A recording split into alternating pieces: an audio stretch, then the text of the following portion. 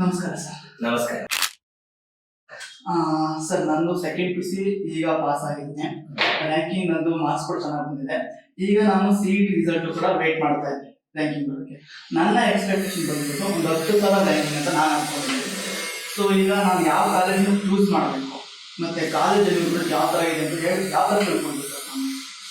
ಮೊದಲಿಗೆ ನಿಮ್ಮ BC ದ್ವಿತೀಯ ವರ್ಷದ ಏನು ಫಲಿತಾಂಶ ಬಂದಿದೆಯಲ್ಲ, ಅತ್ಯುತ್ತಮ ಫಲಿತಾಂಶ, ನಿಮಗೆ ಅಭಿನಂದನೆಗಳು. ಅದಕ್ಕೆ ಪೂರಕವಾಗಿ ನೀವು 10,000 ರ್ಯಾಂಕನ್ನು CET 2025 ನಿರೀಕ್ಷೆ ಮಾಡಿದ್ದೀರಿ. ಯಾಕಂದರೆ ನಿಮ್ಮ ಕಂಟಿನ್ಯೂಸ್ ಇವ್ಯಾಲ್ಯೂಯೇಷನ್ ಪ್ರೊಸೆಸ್ಸಲ್ಲಿ ನಿಮ್ಗೆ ಗೊತ್ತಿರುತ್ತೆ, ಇಂಟರ್ನಲ್ಸು ಬರೆದಿರ್ತೀರ, ಪ್ರಿಲಿಮಿನರಿ ಎಕ್ಸಾಮ್ಸ್ ಬರೆದಿರ್ತೀರ. ಅದೆಲ್ಲ ನಿಮ್ಮ ಪ್ರತಿಭಾನ್ವಿತರು ಅಂತ ನಿಮ್ಗೆ ಗೊತ್ತಾದಾಗ, ನಿಮ್ಮಷ್ಟಕ್ಕೆ ಸೆಲ್ಫ್ ಅಸೆಸ್ಮೆಂಟ್ ಆದಾಗ ನಿಮ್ಗೊಂದು ನಿರೀಕ್ಷೆ ಕೊಟ್ಟಿರುತ್ತೆ. ಆ ನಿರೀಕ್ಷೆ ಅದು 10,000 ರ್ಯಾಂಕ್. ಈ 10,000 ರ್ಯಾಂಕನ್ನು ನಾವು ಗಮನ ಇಟ್ಟುಕೊಳ್ಳಾದರೆ ಒಳ್ಳೆ ತುಂಬ ಟಾಪ್ 10 ಕಾಲೇಜುಗಳಲ್ಲಿ ನಿಮಗೆ ಒಂದು ಒಳ್ಳೆಯ ಸೀಟ್ ಸಿಗುತ್ತೆ. ಆದರೆ ನಿಮಗೆ you must compromise with branches. ಯಾಕಂದರೆ 10,000 ಅನ್ನೋದಿದೆ ಅಲ್ವಾ, ನಿಮಗೆ 4,000 ಒಳಗಡೆನೆ ಕಂಪ್ಯೂಟರ್ ಸಂಬಂಧಪಟ್ಟಂಥ ಎಲ್ಲ ಕೋರ್ಸುಗಳು ಬಹುಬೇಗ ಪೂರ್ಣಗೊಳ್ತವೆ. ಪ್ರಾಯಶಃ ನೀವು ಯಾವುದಾದ್ರೂ ಕ್ಯಾಟಗರಿ ಬಂದರೂ ಕೂಡ, ಇವತ್ತು ಕ್ಯಾಟಗರಿ ಬಂದೀವಿ ಅಂತ ಹೇಳಿ ಒಂದು 50,000 ಬರೋದಿಲ್ಲ. ಅದು ಹಬ್ಬ ಅಂದರೆ ಒಂದು 1,000 ಅಥವಾ 500 ಹೆಲ್ಪ್ ಆಗುತ್ತೆ ಅಷ್ಟೇ ಹೊರತು ತುಂಬ ಗಮನಾರ್ಹವಾಗಿ ಆಗಲ್ಲ. ನಾನು ಹೇಳ್ತಾ ಇರೋದು 10,000 ರ್ಯಾಂಕ್ ಬಂದಾಗ ಟಾಪ್ 10 ಕಾಲೇಜುಗಳನ್ನು ನೆನ್ಪಿಟ್ಟು ಹೇಳ್ತಾ ಇದ್ದೀನಿ. ನಿಮ್ಮ ಆಯ್ಕೆ ಹೇಗಿರಬೇಕು ಅಂದರೆ, ಈ 10 ಕಾಲೇಜುಗಳಲ್ಲೇ ನೀವು ಸೀಟ್ ಪಡಿಬೇಕು. ಯಾಕಂದರೆ 10,000 ಇರೋದ್ರಿಂದ ಹೇಗಾದರೂ ಮಾಡಿ compromise with branch, don't compromise with college. ನನ್ನ ಸಲಹೆ ಒಳ್ಳೆಯ ಕಾಲೇಜು 10 ಟಾಪ್ 10 ಕಾಲೇಜುಗಳಲ್ಲಿ ನೀವು ಸೀಟನ್ನು ತೆಗೆದುಕೊಳ್ಳಿ. ಓಕೆ ಸರ್, ಥ್ಯಾಂಕ್ ಯು ನೀವು ಹೇಳಿದ್ದಕ್ಕೆ.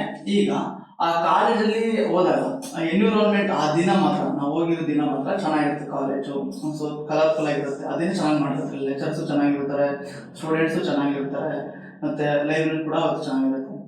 ಮತ್ತೆ ನೆಕ್ಸ್ಟ್ ಡೇ ಹೋದಾಗ ಅದೇ ಥರ ಇರಲ್ಲ ಕೆಲವೊಂದು ಕಾಲೇಜಲ್ಲಿ. ಈಗ ಅದನ್ನ ಎಷ್ಟೊಂದು ಗೊಂದಲ ಮಾಡಿರ್ತಾರೆ, ಅದನ್ನ ಯಾವ ಥರ ನಾವು ಫೈಂಡ್ ಔಟ್ ಮಾಡೋದು ಸರ್? ಈಗ ಬಹುಶಃ ನೀವು ಈ ತಿಂಗಳ ಎಲ್ಲ ಕಾಲೇಜ್ ನಡೆಸುವಂತಹ ಓಪನ್ ಡೇ ಮತ್ತು ಸ್ಕಾಲರ್ಶಿಪ್ ಏನು ಅವ್ರ ಕಾಲೇಜ್ನವ್ರು ಮಾಡ್ತಾರೆ, ಆಯೋಜನೆ ಮಾಡ್ತಾರೆ, ಅದಕ್ಕೆ ನೀವು ಪಾಲ್ಗೊಂಡಿದ್ದೀರಿ. ಹಾಗಾಗಿ ಇದೆಲ್ಲ ಹೇಳ್ತೀರಿ. ಪ್ರಾಯಶಃ ಇದು ಶಿಕ್ಷಣ ವ್ಯವಸ್ಥೆ ಅನ್ನೋದು ಇವಾಗ ಇನ್ನೊಂದು ಆಯಾಮಕ್ಕೆ ಕೊಂಡೊಯ್ತಾ ಇದೆ. ಇದು ಒಂಥರ ಬಿಸ್ನೆಸ್ ಮಾಡೆಲ್ ಆಗಿ ಇವಾಗ ಬದಲಾವಣೆ ಆಗಿದೆ. ಮತ್ತು ಒಬ್ಬ ಕಾಲೇಜಿನ ಮುಖ್ಯಸ್ಥರಾಗಲಿ, ಅಲ್ಲಿ ಸಂಸ್ಥೆಯ ಚೇರ್ಮನ್ರು ಟ್ರಿಕ್ಸ್ ಆಫ್ ದ ಟ್ರೇಡ್ ಮಾಡಲೇಬೇಕಾಗತ್ತೆ. ಕ್ವಾಲಿಟಿ ಮತ್ತು ಬ್ರ್ಯಾಂಡ್ ಎಂಡೋರ್ಸ್ಮೆಂಟ್ ಮಾಡೋದು ಇವತ್ತಿನ ಚಾಲ್ತಿಯಲ್ಲಿ ಇರ್ತಕ್ಕಂಥ ರೂಢಿ. ಹಾಗಾಗಿ ಅವರು ನಿಮ್ಮನ್ನು ಕಾಳಜಿ ಮಾಡೋದು, ಅವತ್ತಿನ ಮಟ್ಟಿಗೆ ವೇಷಭೂಷಣ ಹಾಗೂ ಅವತ್ತು ಕ್ಯಾಂಪಸ್ ತುಂಬ ಚೆನ್ನಾಗಿರೋದು. ಅದು ಒಂದು ನೆನಪಿಟ್ಕೊಳ್ಳಿ, ದಿಢೀರ್ನ ಯಾವ ಕ್ಯಾಂಪಸ್ನು ಉದ್ಭವ ಆಗೋದಿಲ್ಲ, ದಿಢೀರ್ನ ಯಾವುದು ಸೃಷ್ಟಿ ಆಗೋದಿಲ್ಲ. ಅಲ್ಪ ಸ್ವಲ್ಪ ಅವರು ಬದಲಾವಣೆ ಮಾಡಿ ನಿಮ್ಗೆ ಅವತ್ತು ಅಂದ ಚಂದ ಮಾಡಬಹುದು. ಹೊಸದೊಂದು 10 ಕೋಟಿ ಇದೆ, ನೀವು ನಿನ್ನೆ ದಿವಸ ಇವತ್ತು ಕಾಲೇಜಿಗೆ ಬರ್ತೀರಿ ಎಂದು ನಿನ್ನೆ ದಿವಸ ಕಟ್ಟಕ್ಕಾಗಲ್ಲ. ಅದೊಂದು ಲೆಗಸಿ ಇರುತ್ತೆ, ತುಂಬಾ ವರ್ಷ, ಹಲವಾರು ವರ್ಷ ಕಾಲೇಜ್ ನಡೆದು ಬಂದ ಹಾದಿ ಇರುತ್ತೆ. ಹಾಗಾಗಿ ನೀವು ಯಾವುದೋ ಆತಂಕ, ನೀವು ಅಲ್ಲಿ ಹೋದಾಗ ಇನ್ನು ಮುಂದೆ ಇನ್ನೂ ಒಂದು 15-20 ದಿವಸ ಇನ್ನೂ ಕಾಲೇಜುಗಳು ಓಪನ್ ಡೇ ಮತ್ತು ಸ್ಕಾಲರ್ಶಿಪ್ ಬಂದಾಗ ಒಂದನ್ನು ಗಮನಿಸಿ ನಾ ಹೇಳೋದು ಏನಂದರೆ, ನೀವು ಮೊಟ್ಟ ಮೊದಲಿಗೆ ಗ್ರಂಥಾಲಯಕ್ಕೆ ಹೋಗಿ ಒಟ್ಟು ಎಷ್ಟು ಪುಸ್ತಕಗಳು ಅಂತ ಕೇಳಿ, ಯಾವ ಸಾಫ್ಟ್ವೇರ್ ಅವ್ರು ಬಳಸ್ತಾರೆ ಅಂತ ತಿಳ್ಕೊಳ್ಳಿ. ಅಲ್ಲಿ ಎಷ್ಟು ರೆಫರೆನ್ಸ್ ಸೆಕ್ಷನ್ ಪುಸ್ತಕಗಳನ್ನು ನಮಗೆ ಭಾರವಾಗಿ, ಅಂದರೆ ನಮಗೆ ಮನೆಗೆ ಎಷ್ಟು ಕೊಡುತ್ತಾರೆ, ನಾವಲ್ಲಿ ಎಷ್ಟು ಗಂಟೆಗಳ ಕಾಲ ಅಭ್ಯಾಸ ಮಾಡ್ಬೋದು, ಇಂಟರ್ನೆಟ್ ಫೆಸಿಲಿಟಿ ಹೇಗಿದೆ, ರೀಡಿಂಗ್ ಹಾಲ್ ಎಷ್ಟು ಪ್ರಮಾಣದ್ದು ಇದೆ, ಇವೆಲ್ಲವನ್ನೇ ತಿಳಿದುಕೊಂಡರೆ ಒಂದು ಕಾಲೇಜಿನ ಮುನ್ನಡೆ, ಯಶಸ್ಸು ಆ ಕಾಲೇಜಿನ ಗ್ರಂಥಾಲಯವೇ ನಿಂತಿರುತ್ತದೆ. ನಿಮಗೆ ಎಲ್ಲಿ ಹೋದರೂ ಗ್ರಂಥಾಲಯಕ್ಕೆ ಹೋಗಿಬಿಟ್ಟರೆ ಯಾರು ಸುಳ್ಳು ಹೇಳಲು ಸಾಧ್ಯ ಇಲ್ಲ. ಹಾಗಾಗಿ ನೀವು ಮುಂದೆ ಏನಾದರೂ ಓಪನ್ ಡೇ ಮತ್ತು ಸ್ಕಾಲರ್ಶಿಪ್ ಅಂತ ಎಕ್ಸಾಮ್ಸ್ಗಳನ್ನ ಕಂಡಕ್ಟ್ ಮಾಡುವ ಕಾಲೇಜಿಗೆ ಹೋದಾಗ ಮೊದಲಿಗೆ ನೀವು ಗ್ರಂಥಾಲಯಕ್ಕೆ ಭೇಟಿ ಕೊಡಿರಿ. ಈಗ ನಾನು ಸೆಕೆಂಡ್ ಪಿ ಓದ್ಬೇಕಾದ್ರೆ ಬಯಾಲಜಿ, ಫಿಸಿಕ್ಸ್ ಮತ್ತೆ ಕೆಮಿಸ್ಟ್ರಿ, ಮ್ಯಾಥಮೆಟಿಕ್ಸ್ ಅಂತ ಇತ್ತು. ಅದರಲ್ಲಿ ನನಗೆ ತುಂಬಾ ಇಷ್ಟವಾದ ಸಬ್ಜೆಕ್ಟ್ ಬಂದ್ಬಿಟ್ಟು ಫಿಸಿಕ್ಸ್, ಮತ್ತೆ ಇನ್ನೊಂದು ಬಯಾಲಜಿ ಕೂಡ ಇಷ್ಟ. ಈಗ ನಾನು ಜಾಯಿನ್ ಆಗ್ಬೇಕಾದ್ರೆ ನನ್ನ ಸ್ನೇಹಿತರು ಮತ್ತೆ ನಮ್ಮ ಮನೆಯಲ್ಲೂ ಕೂಡ ಹೇಳ್ತಿದ್ದಾರೆ, ನೀವು ಕಂಪ್ಯೂಟರ್ ಸೈನ್ಸ್ ತಗೋ, ಸೊ ಈಸಿಯಾಗಿ ಮುಂದೆ ಪ್ಲೇಸ್ಮೆಂಟ್ ಚೆನ್ನಾಗುತ್ತೆ, ಜಾಬ್ಸ್ ಬೇಗ ಸಿಗ್ತವೆ ಅಂತ ಹೇಳ್ತಾ ಇದ್ದಾರೆ. ಈಗ ನನ್ಗೆ ಇಷ್ಟ ಆಗಿರೋ ಸಬ್ಜೆಕ್ಟ್ ಫಿಸಿಕ್ಸ್. ಈಗ ನಾನು ಇಂಜಿನಿಯರಿಂಗ್ ಅಲ್ಲಿ ಯಾವ ಬ್ರಾಂಚ್ ನ ತಗೊಂಡ್ರೆ ಇಷ್ಟ, ನನಗೆ ಬೇರೆ ಬೇರೆ ಬ್ರಾಂಚ್, ಈಗ ಸಿವಿಲ್ ಇಷ್ಟ ನನಗೆ, ಆತರ ಮಾಡೋದಕ್ಕೆಲ್ಲ ಈಗ ನಾನು ಯಾವ ಬ್ರಾಂಚ್ ನ ಚೂಸ್ ಮಾಡಬೇಕು ಇಂಜಿನಿಯರಿಂಗ್ ಅಲ್ಲಿ? ಫಂಡಮೆಂಟಲ್ ಸೈನ್ಸ್ ಏನಂತೀವಲ್ಲ, ಈ ಫಿಸಿಕ್ಸ್, ಕೆಮಿಸ್ಟ್ರಿ, ಇವುಗಳನ್ನ ನಾವು ನಿರಂತರವಾಗಿ ಕಲಿಯಲೇಬೇಕು. ಮ್ಯಾಥಮೆಟಿಕ್ಸ್ ಗಳನ್ನ ನೀವು ಹೇಳಿದ್ರಿ, ತಂದೆ ತಾಯಂದಿರೇ ನಮ್ಮ ಭವಿಷ್ಯ ನಿರ್ಧರಿಸುತ್ತಾರೆ. ನಮ್ಮ ಶ್ರೇಯಕ್ಕಾಗಿ, ಅಭಿವೃದ್ಧಿಗಾಗಿ, ನಮಗಾಗಿ ಯಾರು ಹಿತಚಿಂತಕರಿದ್ರೆ ಅದು ತಂದೆ ತಾಯಿಗಳು.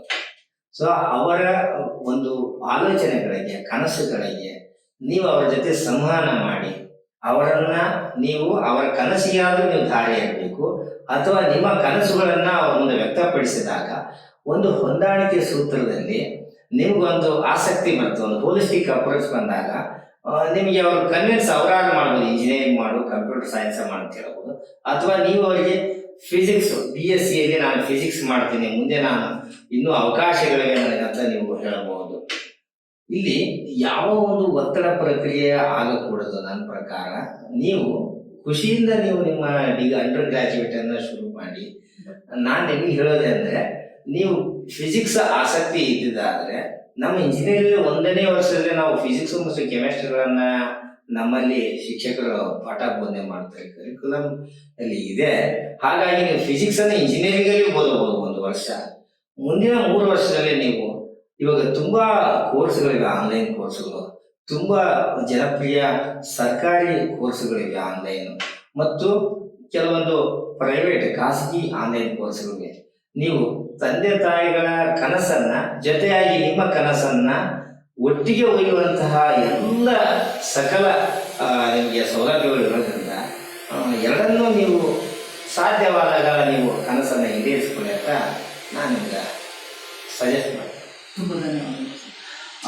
ಈಗ ನನಗೆ ಸರ್ ಫ್ಯಾಮಿಲಿ ಒಳಗೆ ನೀವು ಹೇಳಿದ್ರಿ ಈ ಬ್ರಾಂಚ್ನ ತಗೊಳ್ಳಿ ಅಂತ ಹೇಳಿದ್ರಿ. ಈಗ ನಾನು ಈಗ ಯಾವ ಯೂನಿವರ್ಸಿಟಿ ಓದಬೇಕು? ಈಗ ಕರ್ನಾಟಕದಲ್ಲಿ ವಿಶ್ವೇಶ್ವರ ಟೆಕ್ನಾಲಜಿ ಅಂತ ಇದೆ, ಮತ್ತು ಆಟೋನಾಮಸ್ ಅಂತ ಏನೇನೋ ಇರ್ತದೆ. ಈಗ ನಾನು ಯಾವ ಯೂನಿವರ್ಸಿಟಿನ ತಗೊಂಡು ಓದಿದ್ರೆ ನಮಗೆ ಪ್ಲೇಸ್ಮೆಂಟ್ ಬೇಕಾದ? ಸಾಮಾನ್ಯವಾಗಿ ಎಲ್ಲ ವಿಜ್ಞಾನ ವಿದ್ಯಾರ್ಥಿಗಳು ಇದು ಬಂದಲ್ಲ. ಯಾಕಂದ್ರೆ ಇತ್ತೀಚೆಗೆ ನಿಮಗೆ ಸಿಕ್ಕಾಪಟ್ಟೆ ನಿಮಗೆ ಖಾಸಗಿ ವಿಶ್ವವಿದ್ಯಾಲಯಗಳಿವೆ, ಮತ್ತೆ VTU ಜೊತೆಗಿರುವಂತಹ ಬಹುತೇಕ ಕಾಲೇಜುಗಳು ಆಟೋನಮಸ್ ಅನ್ನೋ ಒಂದು ಸ್ಟೇಟಸ್ ಇದೆ, ಡೀಮ್ಡ್ ವಿಶ್ವವಿದ್ಯಾಲಯಗಳಿವೆ. ಒಂದಂತೂ ನೆನಪಿಟ್ಟುಕೊಳ್ಳಿ, ಕರ್ನಾಟಕದಲ್ಲಿ ಆಡಳಿತದಲ್ಲಿ ಈ ಒಂದು ರಾಜ್ಯದಲ್ಲಿ ಯಾವುದೇ ಅನಧಿಕೃತ ವಿಶ್ವವಿದ್ಯಾಲಯಗಳು ಇಲ್ಲ. ಯಾಕಂದ್ರೆ ಇಲ್ಲಿ ಜನರಲ್ಲಿ ಅದು ಪ್ರಜ್ಞೆ ಇದೆ. ಸೊ ಯಾವುದಕ್ಕೂ ಆತಂಕ ನೀವು ಪಡಬೇಡಿ. ಯಾವುದೇ ಖಾಸಗಿ ವಿಶ್ವವಿದ್ಯಾಲಯ ಕರ್ನಾಟಕದಲ್ಲಿ ಎಲ್ಲವೂ AICTEಯ ಒಂದು ಇದಕ್ಕೆ ನಿಬಂಧನೆಗೆ ಒಳಪಟ್ಟಿವೆ. ಮತ್ತು ಇನ್ನೊಂದು ತುಂಬಾ ಸಂಗತಿ ಏನಂದ್ರೆ, ದೇಶದಲ್ಲಿ ಅತ್ಯಂತ ದೊಡ್ಡ ತಾಂತ್ರಿಕ ವಿಶ್ವವಿದ್ಯಾಲಯ ಯಾವುದಾದ್ರೆ ಅದು ವಿಶ್ವೇಶ್ವರಯ್ಯ ತಾಂತ್ರಿಕ ವಿಶ್ವವಿದ್ಯಾಲಯ ಬೆಳಗಾವಿ. ಯಾಕಂದ್ರೆ 200ಕ್ಕೂ ಹೆಚ್ಚು ಇಂಜಿನಿಯರಿಂಗ್ ಕಾಲೇಜುಗಳು ಅದರ ಅಧೀನಕ್ಕೆ ಒಳಪಡೋದ್ರಿಂದ ನಿಮ್ಮ ಯಾವುದೇ ತಲ್ಲಣಗಳಿಗೆ ಅವಕಾಶನೇ ಇಲ್ಲ ಕರ್ನಾಟಕದಲ್ಲಿ. ಬಹುತೇಕ ಇಂಜಿನಿಯರಿಂಗ್ ಕಾಲೇಜುಗಳು 85ರಿಂದ 90% ಇಂಜಿನಿಯರಿಂಗ್ ಕಾಲೇಜುಗಳು VTU ವಿಶ್ವೇಶ್ವರ ತಾಂತ್ರಿಕ ವಿಶ್ವವಿದ್ಯಾಲಯ ಅಧೀನದಲ್ಲಿ ಬರೋದ್ರಿಂದ ನಿಮಗೆ ಯಾವುದೇ ಆತಂಕ ಬೇಡ. ನೀವು ಇಂಜಿನಿಯರಿಂಗ್ VTU ಕಾಲೇಜುಗಳು ಸೇರ್ಕೋಬಹುದು, ಆಟೋನಮಸ್ ಸೇರ್ಕೋಬಹುದು. ಕೆಲವೊಂದು ಉತ್ಕೃಷ್ಟ ದರ್ಜೆಯ ಪ್ರೈವೇಟ್ ವಿಶ್ವವಿದ್ಯಾಲಯಗಳಿವೆ. ಉದಾಹರಣೆಗೆ ಹುಬ್ಬಳ್ಳಿಯಲ್ಲಿ KD ಟೆಕ್ನಾಲಜಿಕಲ್ ಯೂನಿವರ್ಸಿಟಿ ಇದೆ, ಬೆಂಗಳೂರಲ್ಲಿ ಕ್ರೆಸೆಂಟ್ ಯೂನಿವರ್ಸಿಟಿ ಇದೆ.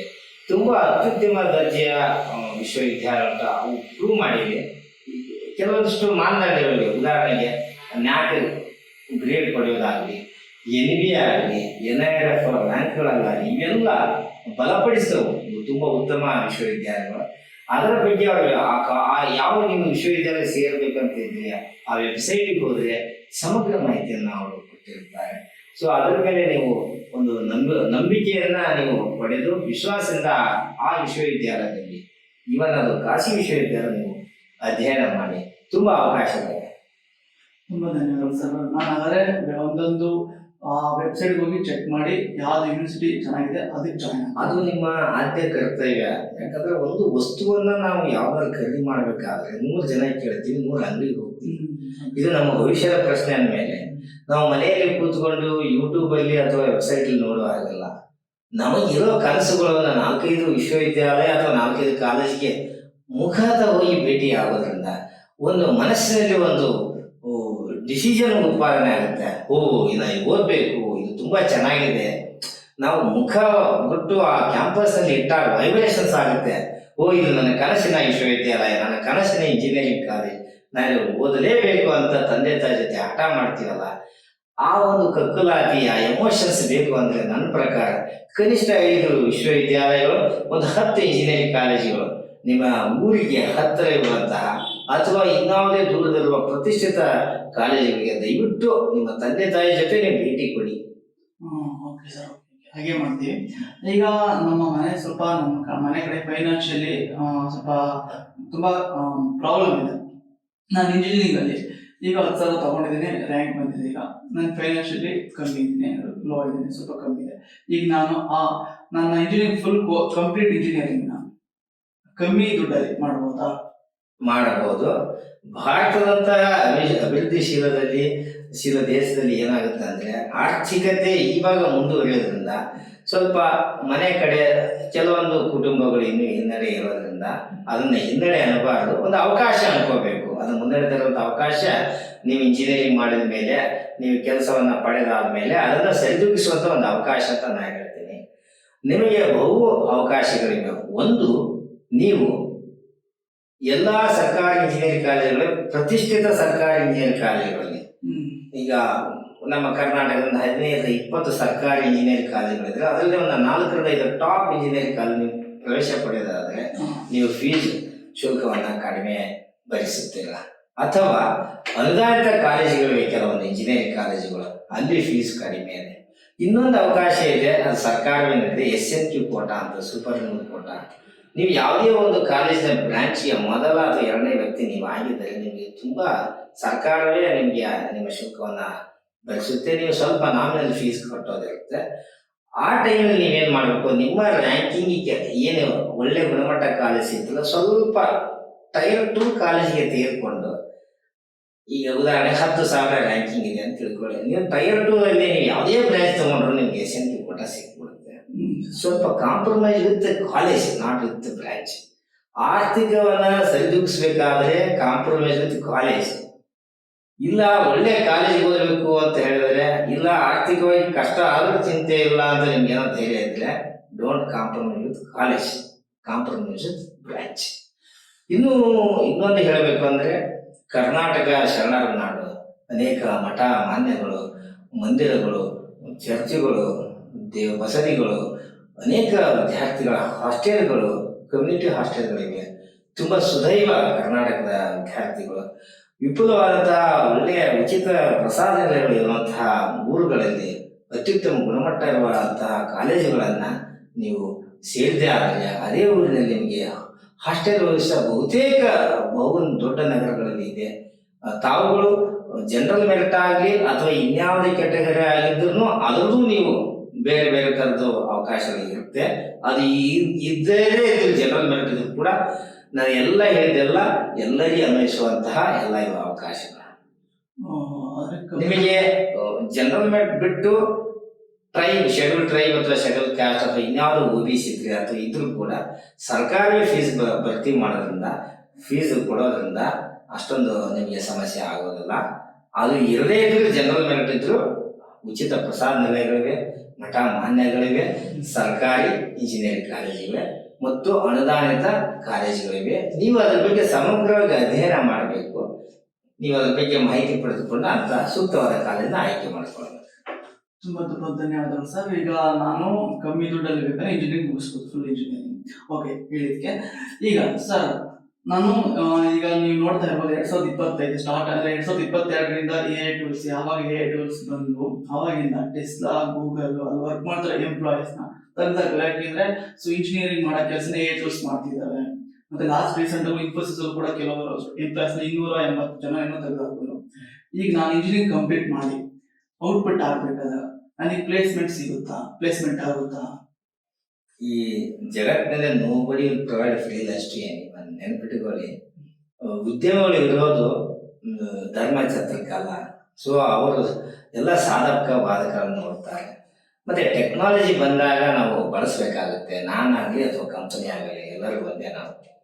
ಈಗ ಉದಾಹರಣೆಗೆ generative A I artificial intelligence ಬಂದದನ್ನ ಮಾನವ ಸಂಖ್ಯೆ ಅಂದರೆ ಹ್ಯೂಮನ್ ರಿಸೋರ್ಸ್ ಕಡಿಮೆ ಆಗ್ತಾ ಇದೆ. ಅನೇಕ ಟೆಕ್ನಾಲಜಿಯಿಂದ ಕೋಡ್ಗಳನ್ನು ನಾವು ಚಾಟ್ ಬಾಟ್ಗಳಿಂದ ಬಳಸಿಕೊಂಡು ನಾವು ಬೇಗ ಬೇಗ ನಮ್ಮ ಕೆಲಸ ಮಾಡ್ಬೋದು.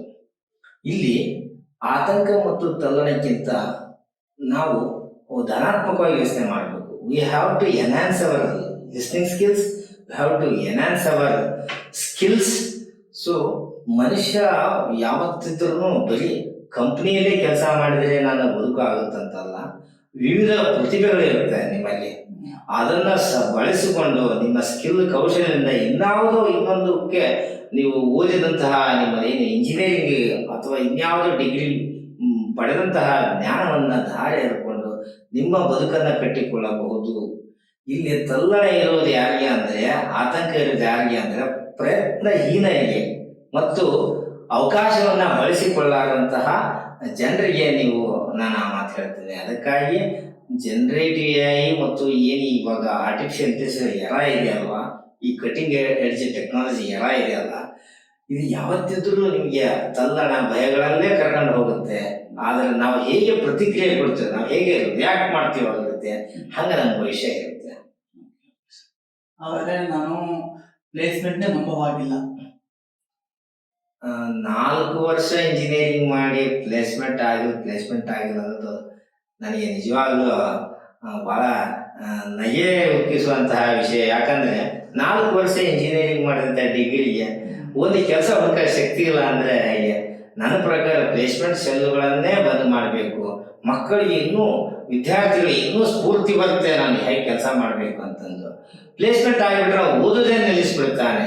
7ನೇ ಸೆಮ್ಮಿಗೆ ಆತ ಪ್ಲೇಸ್ಮೆಂಟ್ ಆಗಿಬಿಟ್ರೆ ಆತ ಪೈಥಾನ್ ಓದಲ್ಲ, ಜಾವ ಓದಲ್ಲ, ಇರೋ ಸಬ್ಜೆಕ್ಟು ಓದಲ್ಲ. ಐ ಗಾಟ್ ಪ್ಲೇಸ್ ಅಂತ ಹೇಳಿ ಇನ್ನೂ ಆತನನ್ನ ಓದಿಕೆನ ಕಡಿಮೆ ಮಾಡ್ತಾ ಹೊರತು ಪ್ಲೇಸ್ಮೆಂಟ್ಗಳು ಆತನನ್ನ ಇನ್ನೂ ಹೆಚ್ಚು ಬೆನ್ನು ತಟ್ಟಿ ಪ್ರೋತ್ಸಾಹ ಮಾಡೋದಿಲ್ಲ. ಯಾಕಂದ್ರೆ ಇವತ್ತಿನ ಕಾಲಘಟ್ಟದಲ್ಲಿ ಪ್ಲೇಸ್ಮೆಂಟ್ ಅನ್ನೋದು ಮಾಫಿಯಾ ಆಗಿಬಿಟ್ಟಿದೆ. ನಿಮ್ಗೆ ಗೊತ್ತಿದೆ, ಈ ಕಂಪ್ನಿಗಳು ತುಂಬಾ ಬರುತ್ತೆ, ಅದರಲ್ಲಿ ಎಷ್ಟು ಜೆನ್ಯೂನ್ ಇರ್ತಾವ ಅಂತಂದ್ರೆ ನಿಮಗೂ ಗೊತ್ತಾಗಲ್ಲ. ಯಾಕಂದ್ರೆ ಹೋದ ಮೇಲೆ ಆಫರ್ ಲೆಟರ್ ಪಡೆದ ಮೇಲೆ ಗೊತ್ತಾಗುತ್ತೆ ನಿಮಗೆ ಇವತ್ತಿನ ಪ್ಯಾಕೇಜ್ಗಳನ್ನು ನೋಡಿದ್ರೆ. ಅದಕ್ಕಾಗಿ ನಾವು ಓದುವುದು ಕೆಲಸಕ್ಕಾಗಿ ಅಲ್ಲ, ನಾವು ಓದುವುದು ನನ್ನ ಬದುಕನ್ನ ಬಹಳ ಸಂಪನ್ನಗೊಳಿಸಿಕೊಂಡು ಒಂದು ಸುಸಂಸ್ಕೃತವಾಗಿ ಸಮಾಜದಲ್ಲಿ ನಾಗರಿಕನಾಗಿ ನನ್ನ ಜೀವನವನ್ನು ಕಟ್ಟಿಕೊಳ್ಳಬಲ್ಲೆ ಎಂಬ ಒಂದು ಛಾತಿ ತರುತ್ತಲ್ಲ, ಅದಕ್ಕಾಗಿ ಓದ್ಬೇಕು ನಾವು. ಮತ್ತೆ ಖಂಡಿತ ಕೆಲಸ ಸಿಗುತ್ತೆ. ಇಂಜಿನಿಯರಿಂಗ್ ಓದೋರು ಯಾರು ಖಾಲಿ ಇಲ್ಲ. ಒಬ್ಬರದ್ದು ನೀವು ಲೇ ಆಫ್ ಆಗುತ್ತಂತೇಳಿ ಹಾಗಂತ ಸುಮ್ಮನೆ ಇದ್ದಾರೆ ಯಾರಾದ್ರೂ ನಮ್ಮ ಇಂಜಿನಿಯರ್ಸ್. ಅಲ್ಲಿ ಗೂಗಲ್ ಅವರು 5,000 ತೆಗೆದಂತೆ 5,000 ಜನ ಏನಾದ್ರು ಎಲ್ಲಾರು ಓಡಿ ಹೋಗಿದ್ದಾರ, ಮತ್ತೊಂದ್ ಕಡೆ ಕೆಲಸ ಮಾಡ್ತಾ ಇದ್ದಾರೆ. ಅದಿಲ್ಲ ಇನ್ನೊಂದು ಕೆಲಸ ಮಾಡ್ತಾರೆ. ಹೊಸ ತಂತ್ರಜ್ಞಾನ ಆಸ್ ಲಾಂಗ್ ಆಸ್ ರಿಸೋರ್ಸ್ಫುಲ್. ಮೇಲೆ ಟ್ಯಾಂಕ್ನಾಗ ನೀರ್ ಇತ್ತಂದ್ರೆ ನಲ್ಲಿ ಒಳಗೆ ನೀರು ಬರ್ತೈತಿ. ಅದಕ್ಕಾಗಿ ನೀವು ಟ್ಯಾಂಕ್ ತುಂಬಿಸ್ಕೋಬೇಕು. ಅಂದ್ರೆ ಜ್ಞಾನ ಹೆಚ್ಚಿಕೊಳ್ಳೋ ಲಕ್ಷ್ಯ ಕೊಡಿ. ಇವು ಯಾವ ಆತಂಕಗಳಿಗೆ ಸೊಪ್ಪು ಹಾಕಬೇಡಿ ಅಂತ ನಾನು ವಿನಂತಿ. Thank you sir. ಈಗ ನಂದ ಕೊನೆ ಪ್ರಶ್ನೆ ಸರ್ ಈಗ ನನ್ನ ಕಡೆಯಿಂದ. ಈಗ ನನಗೆ ರ್ಯಾಂಕಿಂಗು 10,000 ರ್ಯಾಂಕ್ ಅಂತ ಎಕ್ಸ್ಪೆಕ್ಟ್ ಮಾಡ್ತಾ ಇದ್ದೇನೆ. ಈಗ ಇದೇ ರ್ಯಾಂಕಿಂಗು ನನ್ನ ಸ್ಥಾನದಲ್ಲಿ ನೀವೇನಾಗಿದ್ರೆ ಏನ್ ಮಾಡ್ತಾ ಇದ್ರಿ ಸರ್? ನಾನು ಏನ್ ಮಾಡ್ತಿದ್ದೆ ಅಂದ್ರೆ, ಫಸ್ಟ್ ರೌಂಡ್ ಅಲ್ಲೇ ಕಟ್ ಆಫ್ ಎಲ್ಲೆಲ್ಲಿ ನಿಂತಿದೆ ಅಂತ ಎಲ್ಲಾ ಕಾಲೇಜುಗಳು ನೋಡ್ತಿದ್ದೆ, ಪ್ರತಿಷ್ಠಿತ ಕಾಲೇಜುಗಳಲ್ಲಿ. ನಾನು ಒಂದು ಬ್ರಾಂಚಿನಲ್ಲಿ ಕೊನೆಯ ವ್ಯಕ್ತಿಯಾಗಿ ಸೇರಲು ಇಷ್ಟಪಡುತ್ತೇನೆ. ಉದಾಹರಣೆಗೆ ಒಂದು ಯಾವುದೋ ಪ್ರತಿಷ್ಠಿತ ಕಾಲೇಜ್ ಕಂಪ್ಯೂಟರ್ ಸೈನ್ಸ್ 9,990ಕ್ಕೆ ಕಟ್ ಆಫ್ ರ್ಯಾಂಕ್ ನಿಂತಿದ್ರೆ ರೌಂಡ್ 1 ನಲ್ಲಿ, ನಾನು 2ನೇ ರೌಂಡ್ ಅಲ್ಲಿ ಆ ಕಾಲೇಜಿನ ಆ ಬ್ರಾಂಚಿಗೆ ಹೋಗಲು ಇಷ್ಟಪಡುತ್ತೇನೆ. ನಾನು ಆ ಬ್ರಾಂಚಿನ ಸೇರಿದಂತ ವಿದ್ಯಾರ್ಥಿಗಳಲ್ಲಿ ಕೊನೆಯ ವಿದ್ಯಾರ್ಥಿಯಾಗಿ ನಾನು ಹೋಗಲು ಇಷ್ಟಪಡ್ತೇನೆ. ಯಾಕಂದ್ರೆ ನಾನು ಕೊನೆಯದಾಗಿ ಹೋದ್ರೆ ಪ್ರಥಮ ಸ್ಥಾನವನ್ನು ಸೀತುಕೊಂಡಂತಹ ರ್ಯಾಂಕ್ ಇದೆಯಲ್ಲ, ನನಗಿಂತ ತುಂಬಾ ಒಳ್ಳೆಯ ರ್ಯಾಂಕ್ ಇರುತ್ತೆ. ಆತ ಜೊತೆ ಓದುವಂತ ಅವಕಾಶ ಇರುತ್ತೆ. ಅದು ನನ್ನ ಬುದ್ಧಿವಂತಿಕೆಗೆ, ಚಾಣಾಕ್ಷತೆಗೆ ಒಂದು ಸಾಕ್ಷ್ಯ ಅಂತ ಹೇಳ್ಬೋದು. ಮತ್ತು ನಾನು ಕೆಲವೊಂದು ನಿಮ್ಮದು ಪರಿಸ್ಥಿತಿ ಆರ್ಥಿಕವಾಗಿ ಹೇಳಿದ್ರಲ್ವಾ, ಸೊ ಟಾಪ್ 4 ಅಥವಾ 3 ಗೌರ್ಮೆಂಟ್ ಇಂಜಿನಿಯರ್ ಕಾಲೇಜಲ್ಲಿ ನಾನು ನೋಡ್ತಾ ಇದ್ದೆ. ಜೊತೆಗೆ ಈ ತರ ಒಂದು ಟ್ರಿಕ್ ಬಳಸ್ತಿದ್ದೆ. ನಾನು ಲಾಸ್ಟ್ ಹುಡುಗ ಆಗ್ಬೇಕು, ನಾನು ಫಸ್ಟ್ ಆಗಬಾರ್ದು. ಉದಾಹರಣೆ 10,000 ನಾನು ಫಸ್ಟ್ ಆದ್ರೆ 180 ಸೀಟು ಆ ಬ್ರಾಂಚ್ಗೆ ಇದ್ರೆ 80,000 ರ್ಯಾಂಕ್ ಅವರು ಅಲ್ಲಿ ಬಂದ್ಬಿಡ್ತಾರೆ ಅಥವಾ 60,000 ರ್ಯಾಂಕ್ ಬರ್ತಾರೆ. ನನಗೆ ಅವರಿಗೆ ವ್ಯತ್ಯಾಸನೇ ಇರೋದಿಲ್ಲ. ನಾನು ಹೇಗೆ ಡೀಲ್ ಮಾಡಬೇಕು ಅಂದ್ರೆ ನಾನು ಇದ್ದಿದ್ರೆ ಹೇಗೆ ಮಾಡ್ತಾರೆ, ಕೊನೆಯ ವ್ಯಕ್ತಿಯಾಗಿ ಅಥವಾ ಕೊನೆಯ 5 ವ್ಯಕ್ತಿಗಳಲ್ಲಿ ನಾನು ಇರೋ ಹಾಗೆ ನಾನು ರೌಂಡ್ 1 ಮತ್ತು ರೌಂಡ್ 2 ಕಟ್ ಆಫ್ ರ್ಯಾಂಕ್ಗಳನ್ನು ತುಂಬಾ ಸ್ಟಡಿ ಮಾಡಿ ಒಳ್ಳೆ ಜಯಶಾಲಿ ಆಗುವಂತ ಒಂದು ಅವಕಾಶ ನಾನು ಪಡಿತಾ ಇದ್ದೆ. ಇದು ಒಂದು ಟ್ರಿಕ್ಸ್, ಯಾರು ನಿಮ್ಗೆ ಬಹಳ ವಿ ಗಾಟ್ ಸೀಟ್ ಅಂತಾರೆ. ಆದ್ರೆ ಯಾವ ಒಂದು ಫ್ಯಾಮಿಲಿ ಹೋಗ್ತೀವಲ್ಲ ಆ ಬ್ರಾಂಚ್ ಅಲ್ಲಿ, ಅದನ್ನ ಕೊನೆಯ ವ್ಯಕ್ತಿ ಅಥವಾ ಕೊನೆ ಅಂದ್ರೆ ಒಂದು 4, 5 ಅಥವಾ 10 ವರ್ಷ ಕೇಸ್ ಹಂಗ್ ಕೊನೆಯಾಗಿ ಹೋಗ್ಬೇಕು ನಾವು. ಆವಾಗ ಏನಾಗುತ್ತೆ, ಬುದ್ಧಿವಂತರ ಜೊತೆ ನಾನು ಓದುವಂತ ಅವಕಾಶ ಸಿಗುತ್ತೆ. ಇದು ನಾನು ಎಲ್ಲಾ ವಿದ್ಯಾರ್ಥಿಗಳಿಗೆ ಕೇಳಿಕೊಳ್ಳೋದೇನಂದ್ರೆ, ಕೊನೆಯ ವ್ಯಕ್ತಿ ಅಂದ್ರೆ ಅದು ನೀವು ಆಗ್ಬೇಕಂತ ನಿರ್ಧಾರ ಮಾಡಲ್ಲ, ಆ ರ್ಯಾಂಕು ಆ ಬ್ರಾಂಚಿಗೆ ನಿಂತಿರುತ್ತೆ. ನೀವು ಅಂಥ ಕಾಲೇಜುಗಳ ಹುಡುಕಿ ಅವತ್ತಿನ ಕಾಲಘಟ್ಟಕ್ಕೆ, ಆ ವರ್ಷದ ಕಾಲಘಟ್ಟಕ್ಕೆ ಆ ಬ್ರಾಂಚಿನ ಕಟ್ ಆಫ್ ಇನ್ನೇನು ಸಿಗುವಂತ ಇದ್ದುದಕ್ಕೆ ನಾನು ಅವಕಾಶ ಮತ್ತು ಅದರಲ್ಲೇ ತುಂಬಾ ಹತ್ತಿರ ಇರುವಂತ ದೂರವನ್ನ ಪ್ರಿಯಾರಿಟಿ ಮಾಡಿಕೊಂಡು 1, 2, 3 ಅನ್ನು ಸಾರ್ಟ್ ಮಾಡಿಕೊಂಡು ಒಳ್ಳೆ ಫಲಿತಾಂಶ ನಾನು ಪಡಿತಾ ಇದ್ದೆ.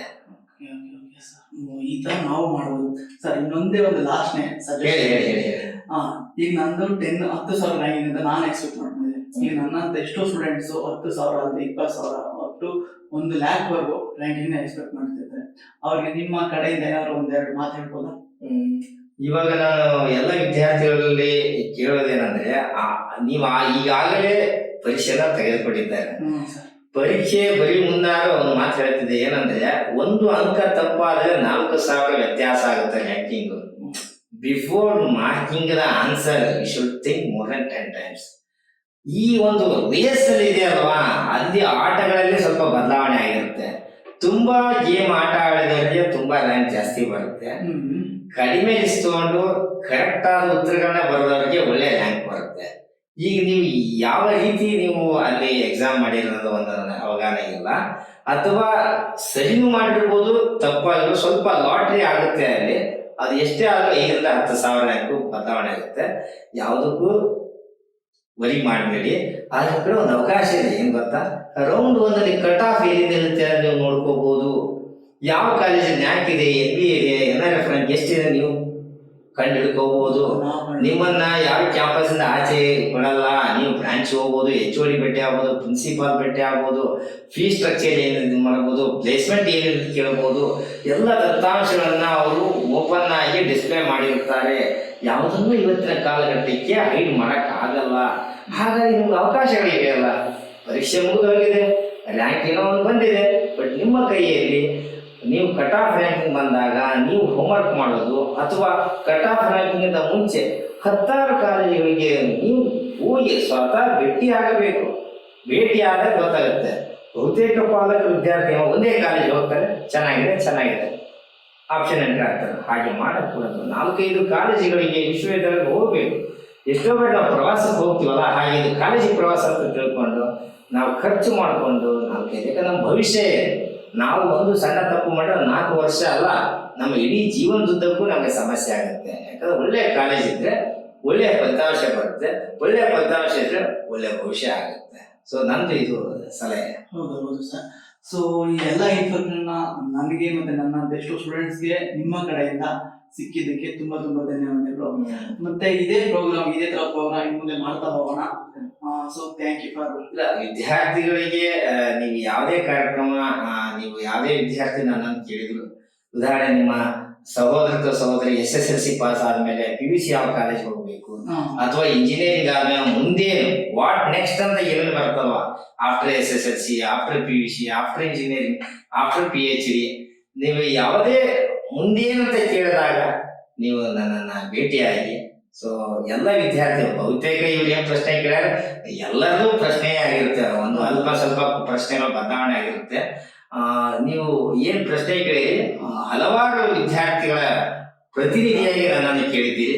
ಬಹುಶಃ ಅವರೆಲ್ಲರಿಗೂ ಉತ್ತರ ಸಿಕ್ಕಿದೆ ಅಂತ ಭಾವಿಸುತ್ತಾ ಈ ಒಂದು ನಮ್ಮ ಏನು ಸಂವಾದ ಮತ್ತು ನಮ್ಮ ಚರ್ಚೆ ಇತ್ತಲ್ಲ ಹೊಂದಿದ್ದಕ್ಕೆ, ನನ್ನನ್ನ ಕೇಳಿದಕ್ಕೆ ಬಹುಶಃ ಒಳ್ಳೆ ಉತ್ತರ ಸಿಕ್ಕಿದೆ ಅಂತ ನನ್ನ ಆಶಾಭಾವ.